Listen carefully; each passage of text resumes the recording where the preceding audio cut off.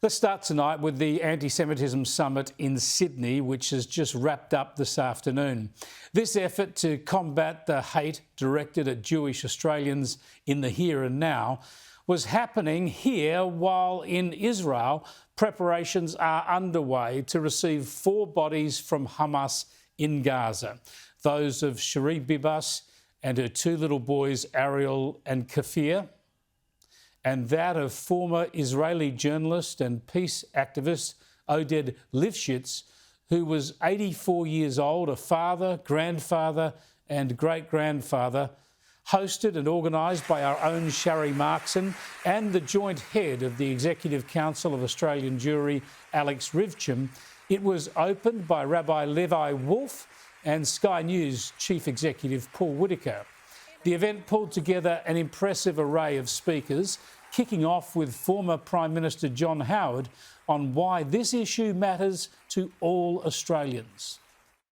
I would grow to learn and understand both at Sunday school, church and at high school that really the moral title deeds of Australia are constituted in the Judeo-Christian ethic.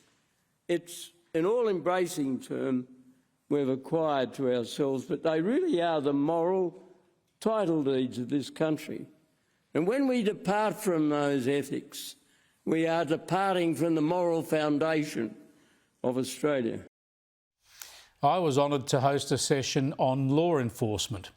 After vile, hateful and threatening protests and graffiti, fire bombings of cars and a synagogue, explosives found with a list of Jewish targets and video threats from nurses about killing Jewish patients, the situation appears to be spiralling out of control.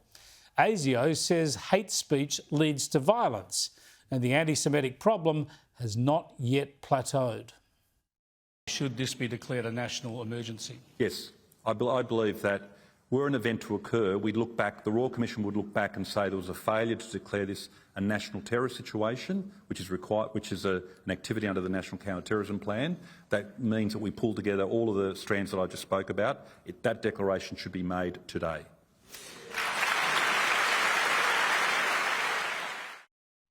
The trouble is that after the horrible celebrations we saw with a Muslim cleric describing the slaughter of innocents in Israel on October the 7th, 2023 as a day of triumph, and crowds chanting threatening slogans against Jews at the Opera House when we were supposed to be commemorating the Israeli victims, well, the trouble is no arrests were made then and no charges were laid.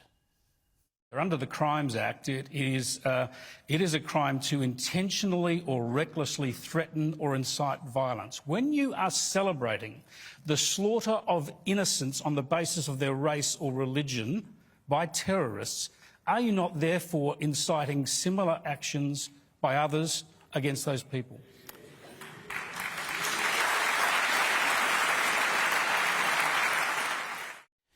Understandably, there were strong calls for tougher legislation.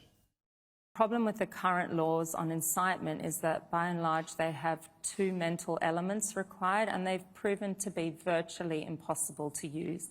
If we look back over the years since these laws were brought into force, we haven't seen successful prosecutions. We are continuing to see the kinds of acts that we saw on October the 8th. And it's been confirmed time and time again that the current laws don't actually catch those acts. We believe, a lot of the hatred that's happening today is happening in online spaces, on online platforms, and often the language that's used is subtle and coded. And with Islamist extremism one of the core drivers of anti-Semitism, there is a clear need for immigration and visa controls to be part of the solution. When it comes to who we're letting into this country, we've already got a crisis on our hands. Do we need to expand the character test so that those who have anti-Semitic views are not allowed into the country in the first place? The massive issues, we'll come back to that in particular.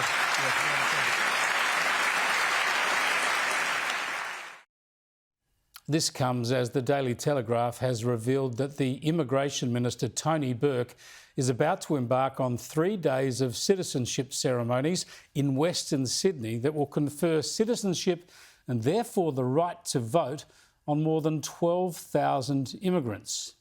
Labor has also issued 3,000 tourism visas to people from Gaza, something that no other country has done. When it comes to law and order, the New South Wales Police have admitted mistakes were made back in October 23, of course, but they assure the public that the fight against anti-Semitism is fully resourced now.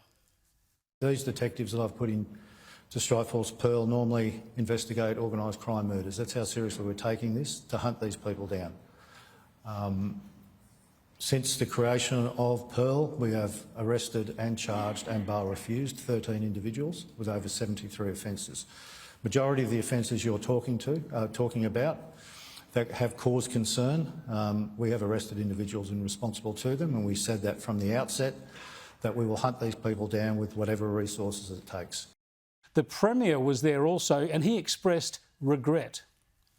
It was appalling to see the hateful scenes on the steps of the Sydney Opera House one day after October the 7th, and I can tell you I'm deeply ashamed that it happened under my watch as Premier of this state. While he also promised a stronger approach and assured the right outcomes now. This campaign of anti-Semitism must fail, and this campaign of anti-Semitism will fail.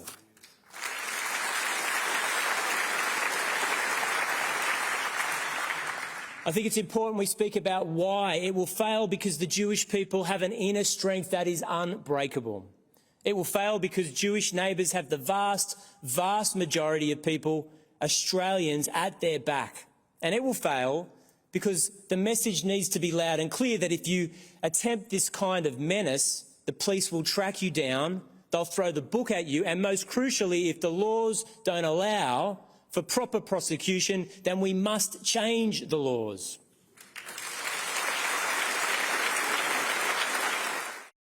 As for federal Labor, the federal government, they were represented by Attorney General Mark Dreyfus, who is Jewish but accused people of playing politics with this volatile issue.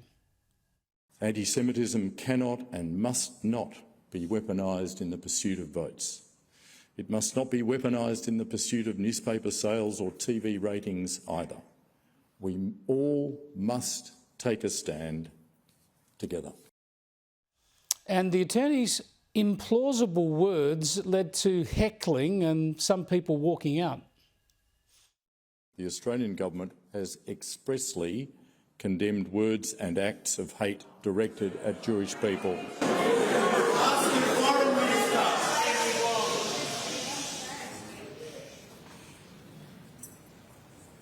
The Albanese government has not just talked about anti-Semitism. We have acted and we will keep acting.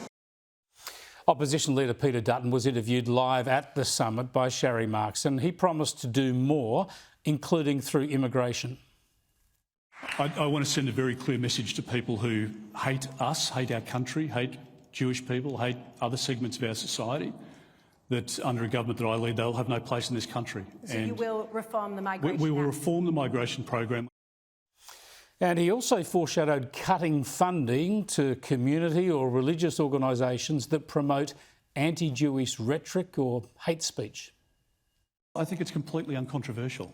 And I think the law... But it hasn't happened. Well, again, it's a will. The law is there, and we should be taking a whole-of-government approach to this problem, because this is a whole-of-society, whole-of-Australia problem. This issue is pivotal for this nation, and there was a high degree of fortitude at the Central Synagogue today. It's not only about protecting Australia's Jewish community, although it most certainly is that, and that's worth doing in its own right. But this is fundamentally about protecting Australian values, about preserving and enhancing our national character. We all have an absolutely vital stake in it.